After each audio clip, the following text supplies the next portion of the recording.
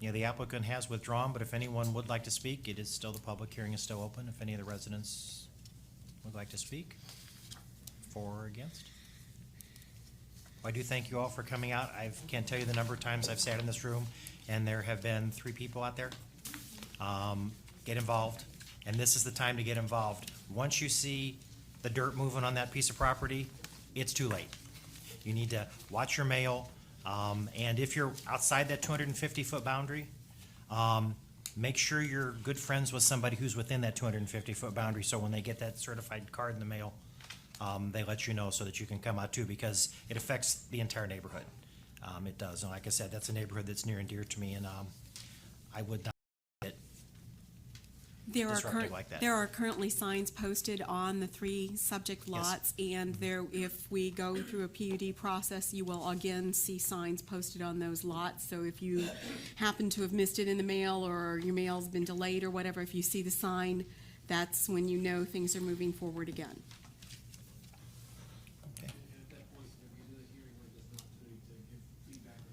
That is correct. Yes. At that point, there would be another hearing for people to proceed. I'm sorry, he questioned whether or not at that point they would have an opportunity to come and provide feedback and input, and that's exactly what the PUD process would allow. And at that first meeting, you would see site plans, you would see elevation proposals. I mean, it's pretty, it's a much more significant investment to get to that point to start, but you're more informed. Maybe I could add something. From a strictly legal perspective, if a developer or an owner chooses to comply fully with the zoning that applies to the property, they can do whatever the zoning allows, and the public doesn't really get much input. In addressing this as a change of zoning, they would have had the right to do anything you can do in B2, and that is vastly more expansive than a mixed-use unit development, or mixed-use development. And that's where the city would not have any more input, because if they comply with B2, it got rezoned, then the public basically has to watch.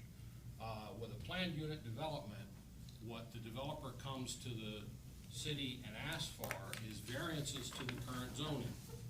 So the current zoning is R1, and they're gonna ask for variances to R1, which obviously a multiple use or a multiple family dwelling is not permitted under R1, much less business use.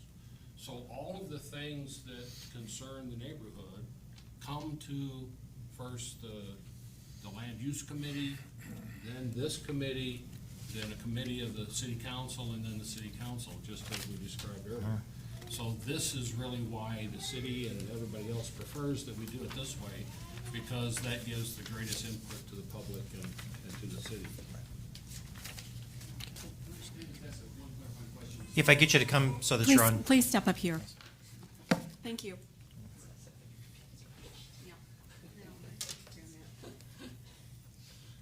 If you could state your name and address.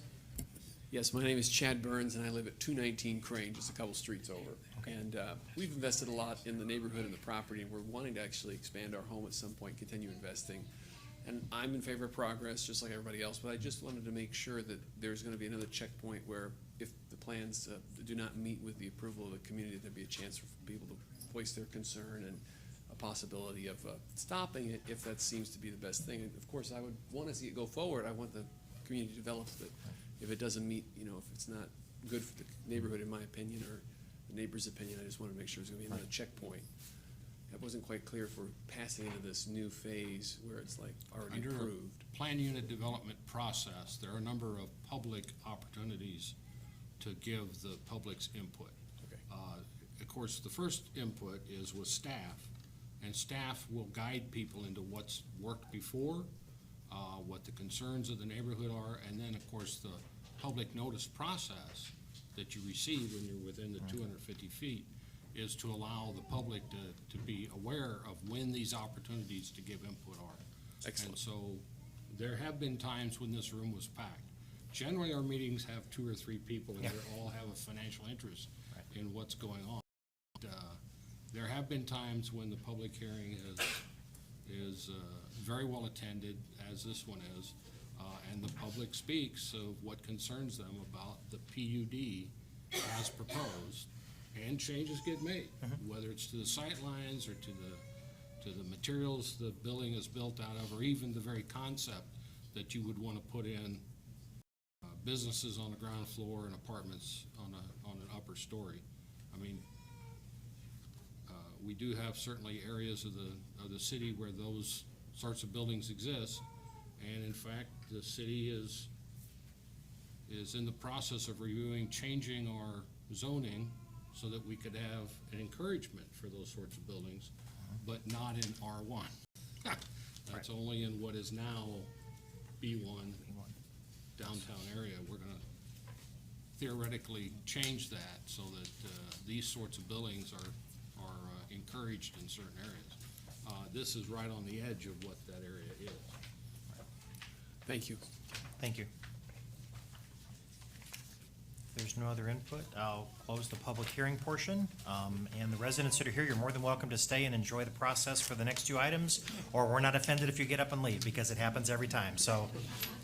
Just as a point of information, the other two public hearings are PUDs. Yes. Yeah.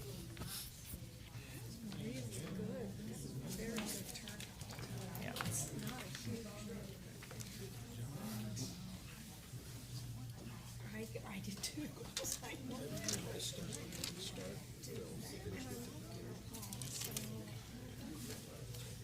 Oh, that's a massive issue. They renamed it. There's gonna be Edwardsville Town Center. Because they have, yeah, rural Mass Mutual headquarters lost your insurance. 'Cause they're doing- Okay, we'll continue on. The next public hearing, case number 2019-11, a proposed amendment to the Whispering Heights Plan Unit Development to allow for changes to certain building features and materials. Other terms of the Whispering Heights PUD dated January 2nd, 2018 will remain unchanged. Give Ryan a second to close the doors here.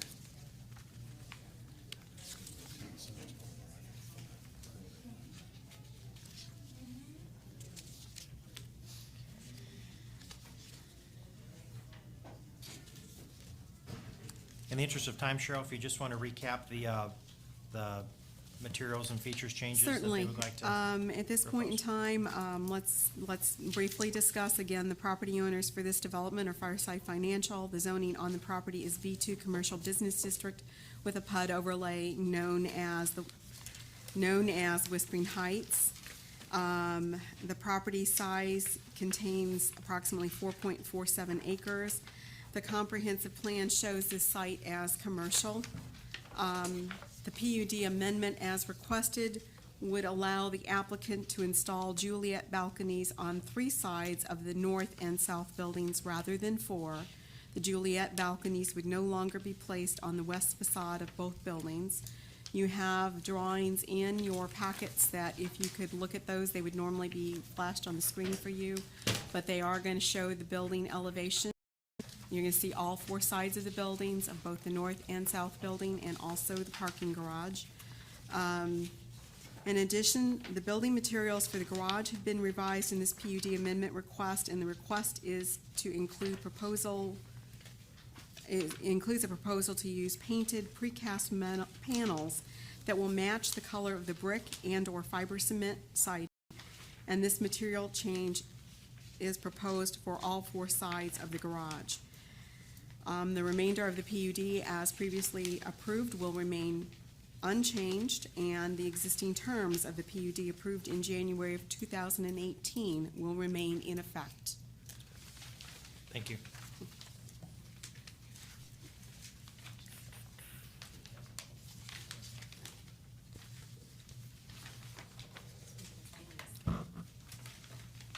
Toby, are you going to present? Okay, I figured it's your department, right? Okay. Just state your name. Hello, everyone. I'm Toby Headinghouse with Gray Design Group. I'm at 64 Sunset Hills Drive. I just wanted to make one clarification on the garage. The change to where we're introducing painted precast is only on 3 sides.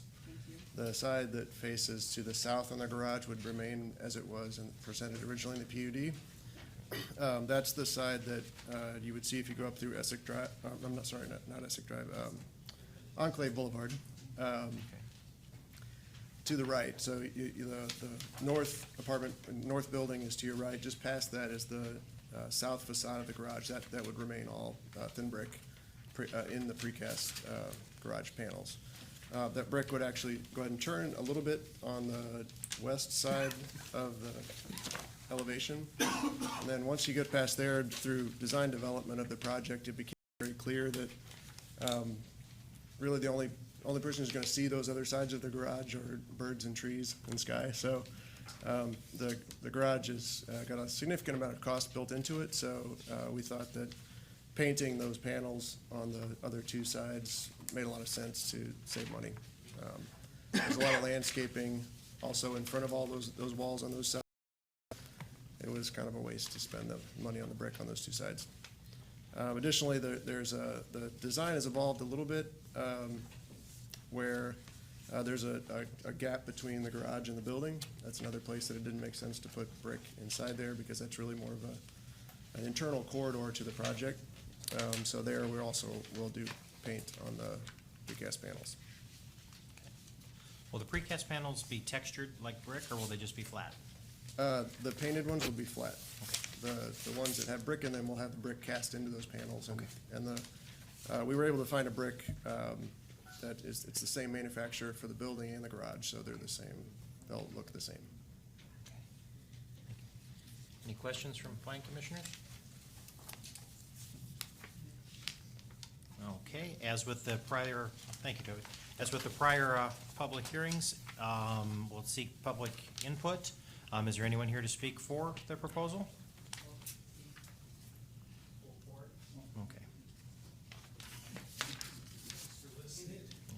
That's okay, because then I'll let you sit back down to say, hearing none. If there's anyone who wants to speak against it, you can go now. State your name and address, please. My name is Steve Mudge. I reside at 125 Timber Mill Lane.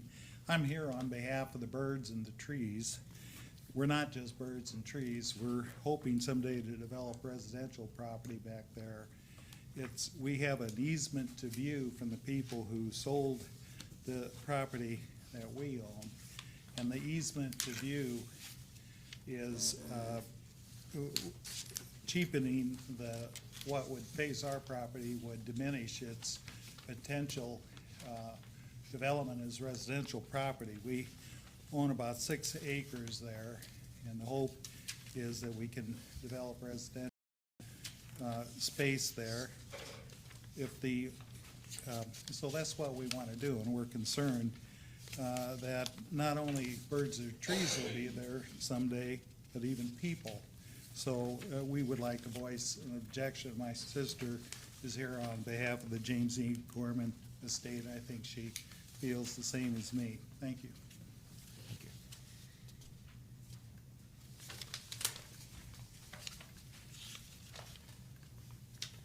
Anyone else wish to speak? Just as a point of clarification, Steve, the property that you're talking about, is that on the other side of the shale pit? No, it's immediately behind. I'm sorry.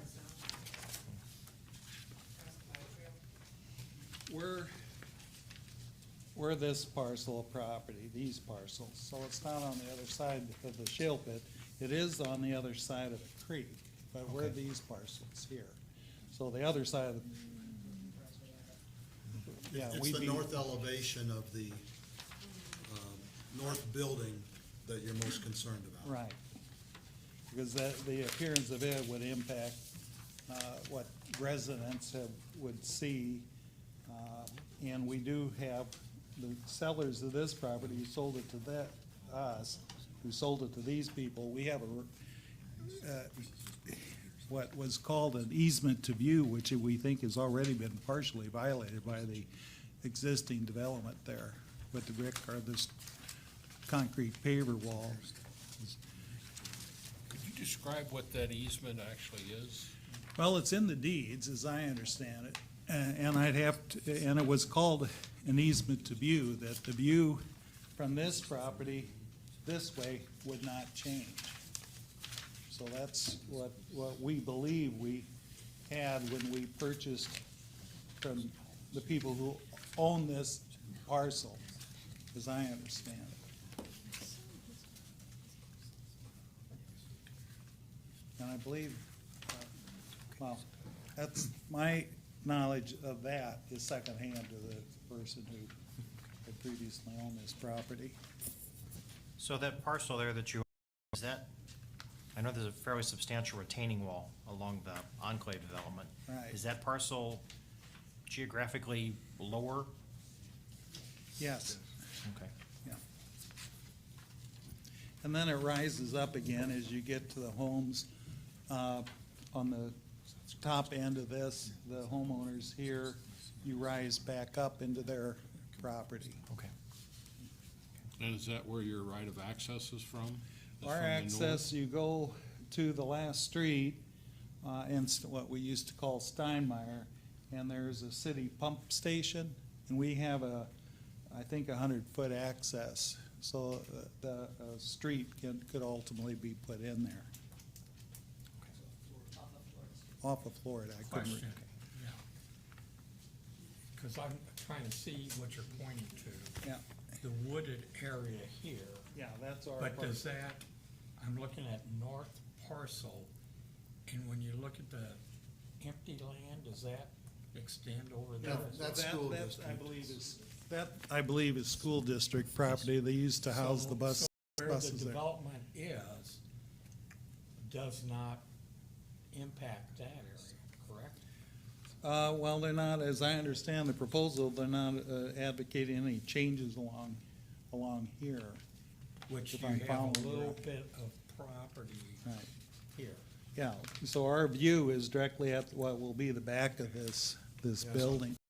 Wrong, it's really the west side that they're most concerned about. Yeah. Because the north side of that building faces the school district Okay. field. Right, we're to the west, you're right. The west faces to the west. Right, yeah. Okay. So Steve, what are you,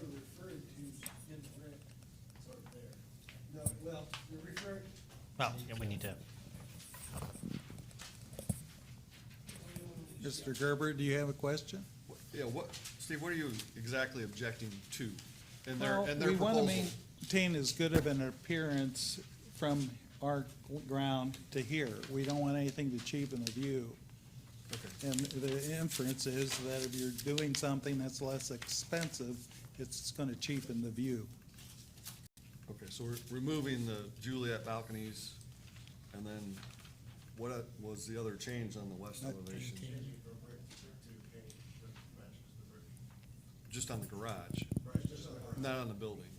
So the only change on the building is the bars for the balconies? And you gotta be at the top of the hill to see Yep. the garage. yeah, we would need you From that to step to angle, the, you couldn't see the garage. sure, good. Thanks, Jeff. Yeah, I think one important aspect to understand is the grading difference, or the grade difference there at where the garage is actually very low. There's the grade that's part of the enclave development behind us is higher there, so you would actually have to come up onto the property and then go back down to actually see that side of the garage. I would state that's reassuring.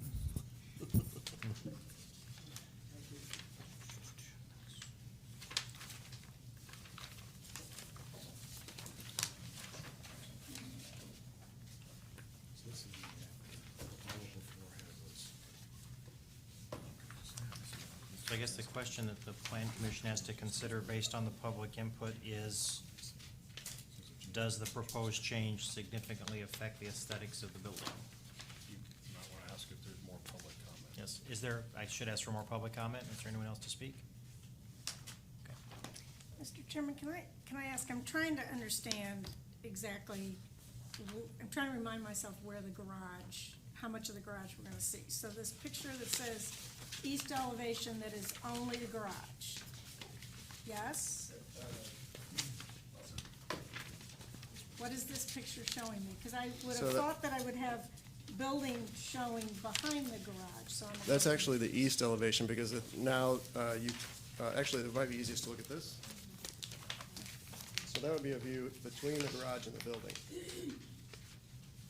Okay, So, so this is, if I came out the backside, what would be the west side of the building, If you were and was looking at the garage, that's what I would see. Yeah. If you were standing in this little area that they're showing between the two buildings, you would be looking At toward the that. garage. so it's more of a corridor than it is really an Okay. elevation. Okay. Sheet are you on?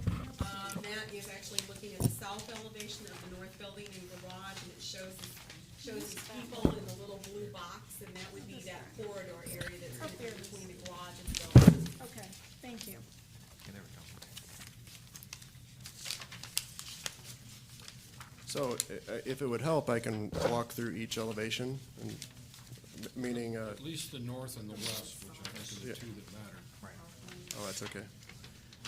So if you look at the south building, if you look at this picture, the south elevation of the garage, that's the side from Enclave, so Okay. that's all brick here. The next page,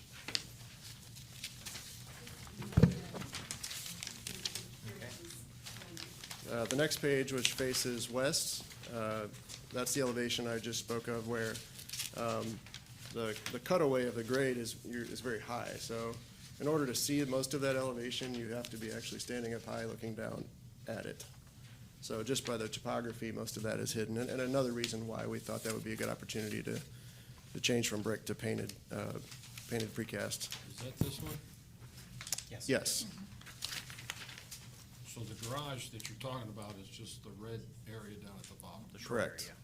area. But is the top of the garage above or below the parking lot for the first Enclave apartment building? I think it's about the same, relatively the same. Because there's Yeah, a big retaining wall that you're having to build to put the parking garage behind the building. there is, yeah. So this is basically, that part of the garage is basically backing up to a retaining wall. Yeah, for the most part, For the yeah, most part. yeah. And again, I don't have a landscape plan with me today, but that is very heavily landscaped around the back of that garage as well, so. And the retaining wall, is that pretty much a continuation of the one that was built for the Enclave? A similar design? No. Okay. Well, actually, no, Runs perpendicular to it, and it's actually the steel and wood, which went enclave in that. You're gonna see soil from the enclave. oh, true, yeah, you know what, it'll be grade. It'll grade up. Okay, It won't be a retaining wall. okay. Landscape area, basically.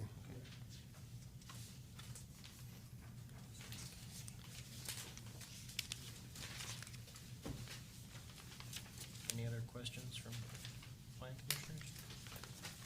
Guess my only other question is, at the moment, these two changes are coming in together, correct? Do I Yes. understand that? I wonder if you would be willing to split them into two separate requests, so that we could approve separately whether or not to do the Juliet balconies, and then a second approval on the changes on the garage. Cheryl, is that not, Planning Commission is a recommending body, so you can make recommendations on them separately. We receive basically one amendment, they're asking for an amendment to the PUD. It's these two items, and you can make a recommendation on each item. okay. And Thank you. council can also decide differently on each item as well. Correct, because we are a recommending body to city council. Okay, So it's not an all or none, Correct. okay. In the meantime, it sounds like this is the first time that you've talked about this between the developer and the adjoining landowner. So maybe you can talk through that west elevation, which seems to be the principal concern. Not necessarily here, but. Yeah, Oh, no, Give him a microphone. I have all night. Well, if we can't see this garage, obviously, we're gonna see the rest of the building, but if we can't see the garage from our property, we wouldn't have an objection. The reason we came in part was we did know what was going on, and we wanted to come and kind of figure out what's going on. So I think that would make the situation a little simpler for you to know that we withdraw any objection. Okay, Or you could explore it further after this as well. right. I would like to add, there's a couple, and Toby can maybe add on to this a little bit, but Deerberg's is a stamped concrete brick pattern, colored pattern, and actually all of Busch Stadium that's not brick, that is a concrete stamp, so this is still gonna look pretty good. That's actually helpful, because I was Yeah, gonna it wonder is, it about is. some pictures of what it No, would it look is like, not. so that's good input, It's thank you. not roller brush. Yeah. Yeah, and in fact, the stamped is different as This is well. This colored, is, but- this is actual brick, so it's laid in the bed, they pour concrete over the top of it and stand and Integrated. lift it back up and deliver it to the site, and it's real brick, Okay. so. But what you're proposing here is not to do away with that So- and paint. It's So just- that might have been the confusion off the front end. We're, the side on Enclave Boulevard, and then it turns back to where, the side of the garage is very visible to the public. That is gonna remain thin brick, real brick. Okay. It's just where you, around the sides where you're hidden by landscaping, you're hidden by tall trees, the gully, all that kind of stuff. We thought it was unnecessary to use the brick back there.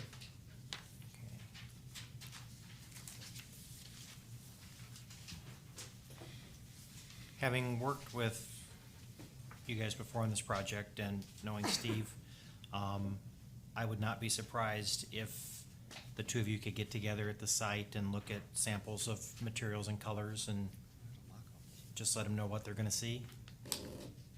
Steve, would that be something you'd be? Okay, okay. Okay, that would be something this body wouldn't be involved in, but, that way you at least know what their plan was, and if that's something that you still had objection to, you can catch it at the next step in the process.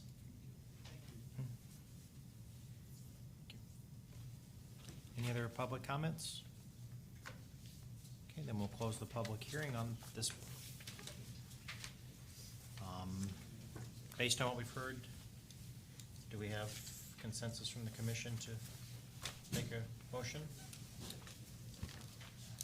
Motion to approve, the application as submitted for the amendments to the plan unit development. I'll second that. Have a motion and a second. Roll call, please. Can I ask a point of clarification? Because I'm still back on, I don't have a problem with the garage, but I don't love not having the Juliet balconies. So, but we're grouping them all together as we're voting, correct? Both of those things? Yes. Okay, all right, go ahead. Unless the motion was made to recommend them separately and send separate recommendations to council, we have the ability to do that. Would you like to amend the motion? Everyone else seems happy, so I will just cast my negative vote, and the council can know that that's the concern. Okay. Roll call? Greg Coffey, Yes? David Gerber, Yes. John Mullane, Yes? Mike Pearsall, Yes. Mark Raby, Yes. Bess Schrader, No. Kevin West. Yes. Carries. Thank you all. Okay, so the next steps for the PUD amendment, this will be referred on to Administrative and Community Services Committee meeting on May the 2nd at 5:30 PM. And then on to City Council, pending recommendation from ACS. The next meeting for that would then be May the 6th at 7 PM. Thank you, Cheryl.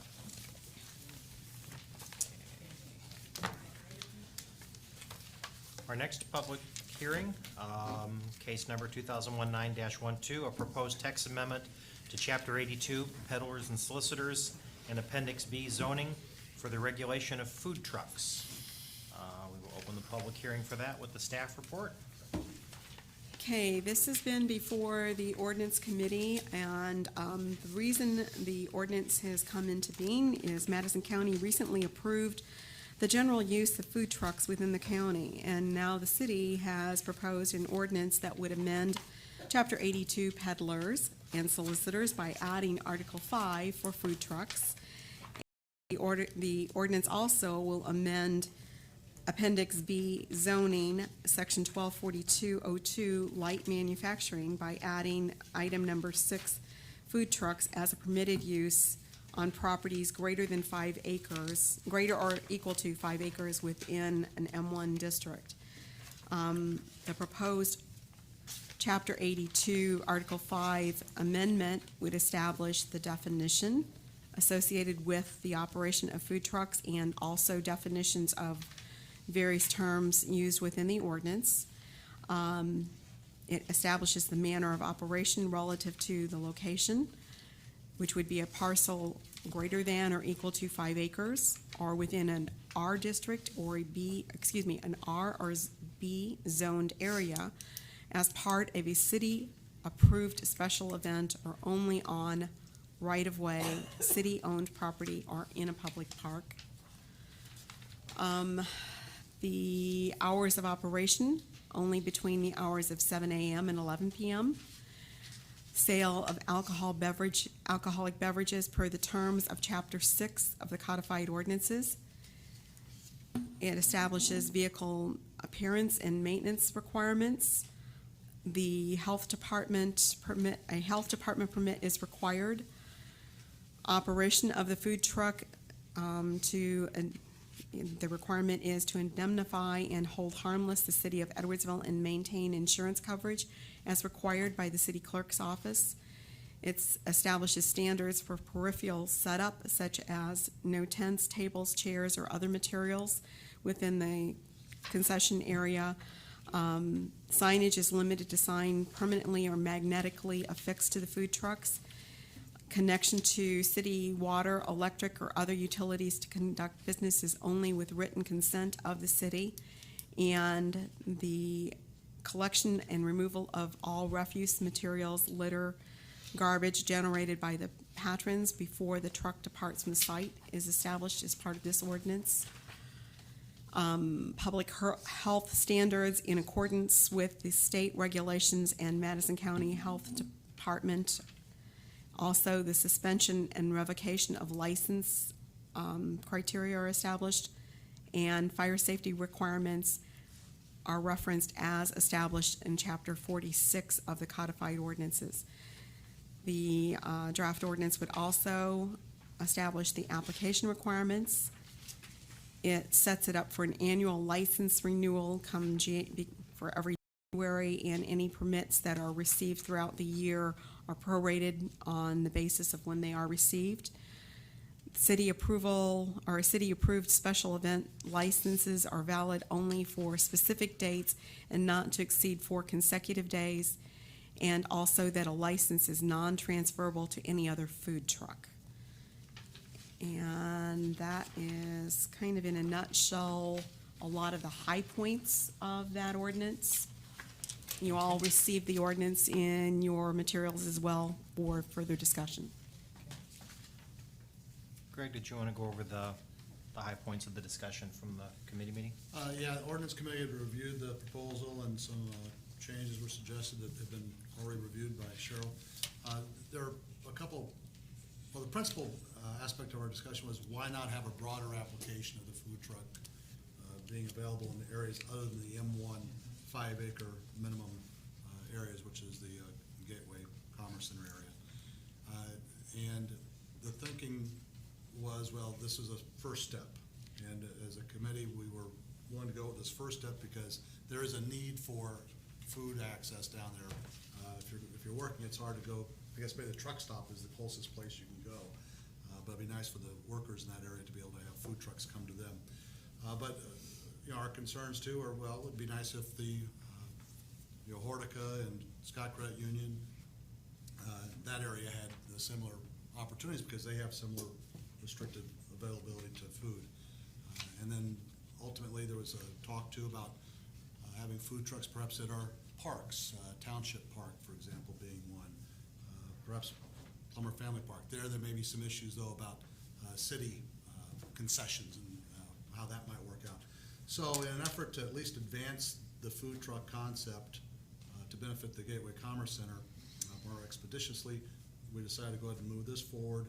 We got a commitment from city staff to review such as it can with the priorities of its other projects, looking at how we can maybe expand this ordinance to include other areas of the city.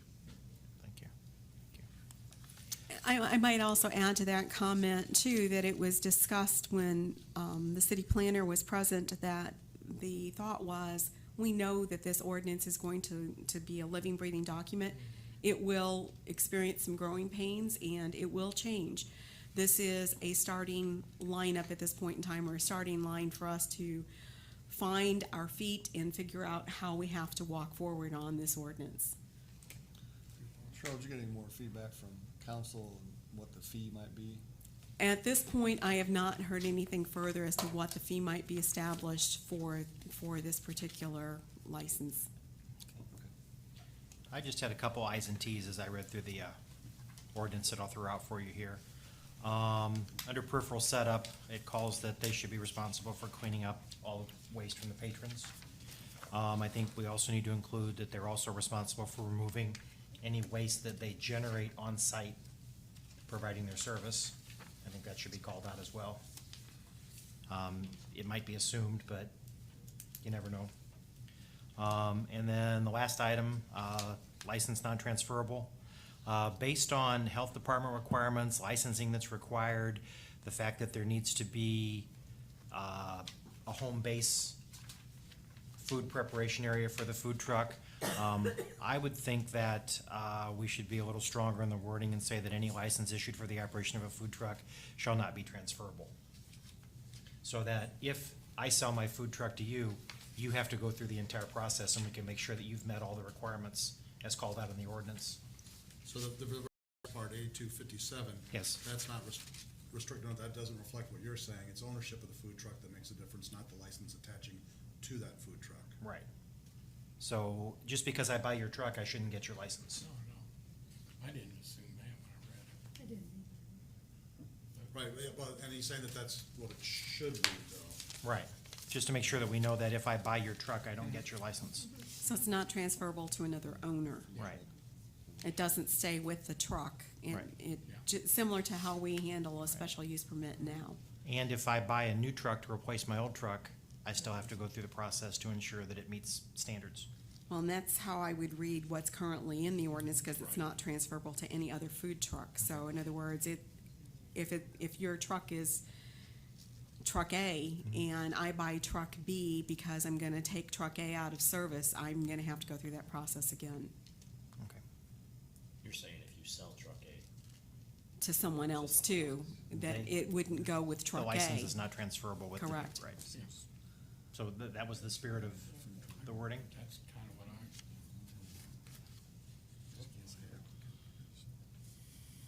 Okay, so, if I own a food truck and I've got a license, I may not sell it, but I lease my food truck to somebody else, that's okay? I mean, is there really a distinction between ownership and?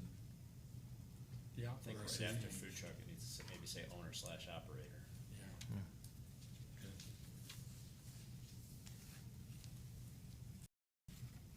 It's true, because if we just call it the operation, then it doesn't really reflect the operator. Good point. Who may not even be present. Right.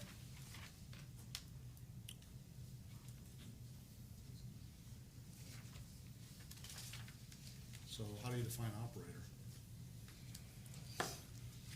Well, he's gotta have We'll let would Jeff- they not have to have an Illinois, food handler's license to do business? According to what I recall from this ordinance, and that you do have to comply with the Madison County Health Department, so yeah, So it's you gonna gotta be, certified. to do Correct. it.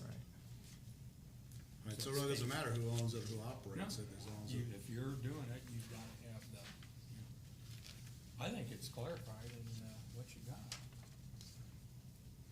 So not to belabor it, but if the person who holds the Illinois Food Sanitation Certification just works at the home base, and they're not in the truck, do they meet the requirements? There- I think that's a question as to what exactly the Madison County Health Department requirements Right. are, and I don't know that we can speak to that. Right. But I do think, looking at this previously on a issue I've worked in business, that, the worker's gotta be certified too. Okay. I mean, that's kind of what I recall. There has to be somebody present who is That certified. is certified. Okay. If there's 10 people working in the truck, only one of them has to be certified, but somebody That has to be. I don't know the Yeah. specifics, but. Okay. Is that something we need to work in this ordinance, or is that the way the licensing for food preparation and service? Yeah, I think Cheryl Works calls it already. out, that, I think the Madison County Health Department rules would cover that. Okay. Yeah, I'm not sure either, as I'm looking at it, under operations, it says every food truck shall indemnify and hold harmless the city. I don't know how a food truck can do that. Well, they operate, you know. Oh, okay, so it should be food truck Operator. owner or operator. I think in that case, it would License probably holder. have to be owner, Come on, or license holder. License holder. yeah. License Food truck holder. License holder.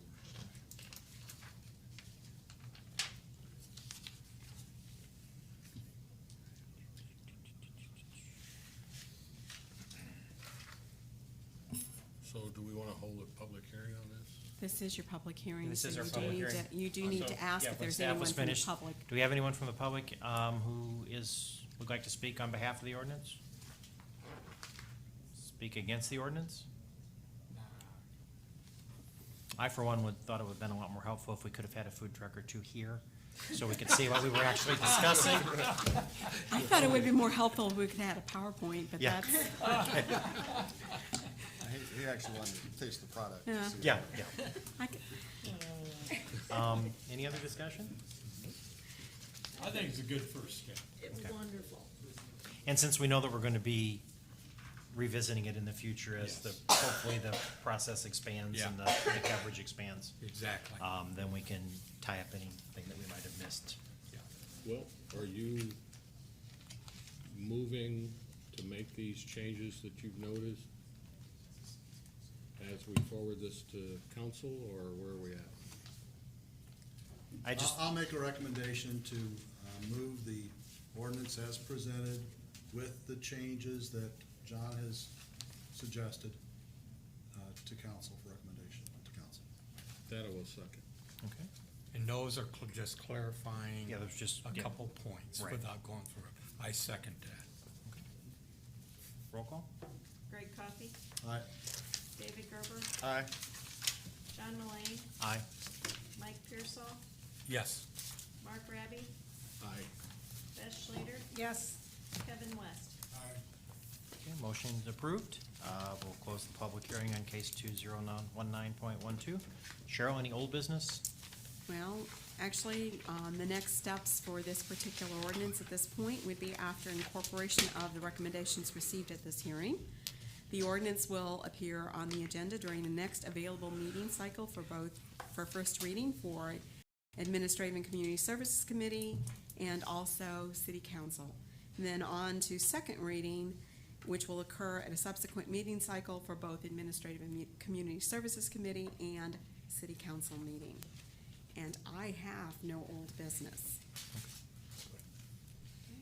New business?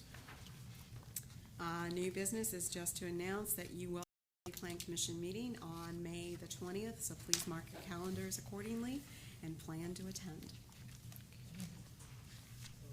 Several items. We do have a few items to bring forth on that agenda, yes, Thank you. May 20th. May 20th. Any other discussion, questions? If not, we'll entertain a motion. Mr. Chairman, I move to adjourn. So moved. Thank you.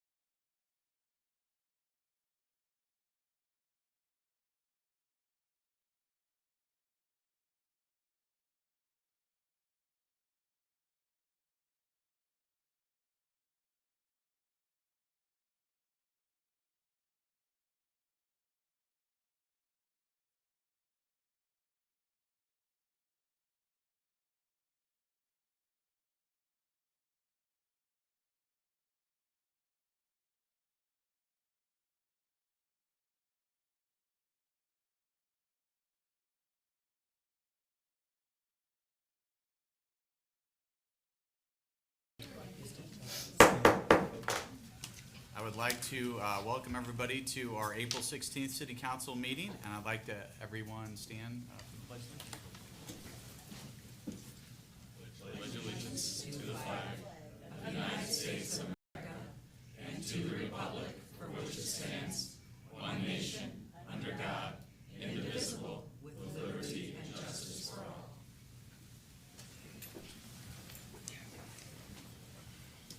We'll start with the roll call, please. Mr. Morrison, Present. Mr. Kraus, Excused. Mr. Farrar, Present. Mr. Lauer, Present. Mrs. Stack, Present. Mr. Burns, Present. Mr. Risley, Present. Mayor Patton. Excused. I'd like to start by welcoming everybody this weekend. Thank you for coming. It's nice to have a packed house. And I'd also like to welcome those who are watching us on ECTV and streaming us on Facebook. And we will start by asking citizens wishing to address the council to come forward. Just ask you to step to the podium and please state your name, address, and try to keep it as close as the 3 minutes as possible. And I see that we have 3 people tonight. We're going to start with Diane LeBlanc. And welcome, and thank you for coming. Thank you. Thank you for listening to me this evening. As stated, my name is Diane LeBlanc, and my residence is 201 East Lake Drive. My husband Rick and I purchased the property at 201 East Lake Drive on Dunlap Lake. We are now building our new home there. Rick's unable to be here this evening. He's away in Detroit on business. So I'm here to address the presence of the Orajane sign at the corner of our property at Mallard Lane and East Lake Drive. We are requesting the removal of this sign. It doesn't make sense for this sign to be here. The community of Orajane starts 85 feet north of Mallard Lane. The road in front of our home is East Lake Drive. It is a public road. The address given to us by the city is 201 East Lake, and the direction from the post office is that our mailbox is to be on East Lake Drive, directly in front of our front entrance. We are clearly not part of Orajane community. Research supports the fact that the sign is not on Orajane property and it was never permitted. The presence of the sign will always cause confusions for all of those coming to our home. I would like at this time to say a special thank you to the Public Services Committee for their diligence in addressing this issue. Thank you. Thank you very much. The second person we'll ask is Julie Rising. Hello, I'm Julie Rising, and I am of 4 Orajane Woods subdivision. It is a 4-lot subdivision with 8 residences, 8 people, citizens of the city of Edwardsville. And when we put in Orajane Woods, it was the dead end of East Lake Drive. And the dead end of East Lake Drive did not have any other, it was dead end, and where our sign sits now was a pile of extra tar, gravel, and crabgrass. And it was not, it wasn't paved, it wasn't landscaped, it wasn't, and people lived right there, the Reutermans did, and they sold it to this guy, well, actually sold it to a couple other people, but there's 2 new residences on Mallard Lane, and he bought a little bit of the property next door so he could make it big enough. That was an unbuildable lot that the LeBlancs built on. And we have our concrete road starts right there. We ice removed it for 32 years. We've ourselves hand did it. We snow remove. We pay for snow removal. We bring our trash at the top of the hill, and we will, we'll be glad to move it not in front of the sign because we don't like it in front of the sign. But we have had it landscaped. We went to Indianapolis. I searched for 5 years for this architectural